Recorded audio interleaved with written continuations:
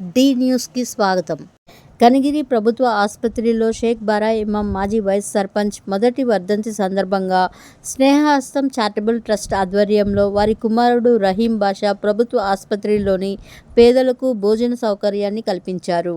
ఈ సందర్భంగా స్నేహహస్తం charitable trust chairman Sudheer Babu మాట్లాడుతూ, షేక్ బారా ఇమాం వర్ధంతి సందర్భంగా వారి కుమారుడు పేదలకు భోజన సౌకర్యం కల్పించడం అభినందనీయమని, ఇలానే ప్రతి ఒక్కరూ వారి కుటుంబంలోని శుభ లేదా స్మరణీయ సమయాల్లో పేదలను గుర్తుంచుకొని వారికి సేవ చేసే సంకల్పాన్ని అలవర్చుకోవాలి అన్నారు.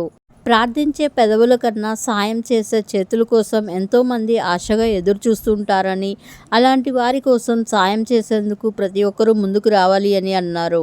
ఈ కార్యక్రమంలో బారా ఇమాం కుమారుడు రహీం బాషా, ఖాజా రహమతుల్లా, ఫకీర్ బాషా, అల్లుడు కాసిం వలి, ప్రభుత్వ వైద్య సిబ్బంది, స్నేహహస్తం సభ్యులు కాసింపీరా, మీరా మొహిద్దీన్, గోపిశెట్టి బాలచెన్నయ్య తదితరులు పాల్గొన్నారు. Thank you for watching. Please subscribe to my channel.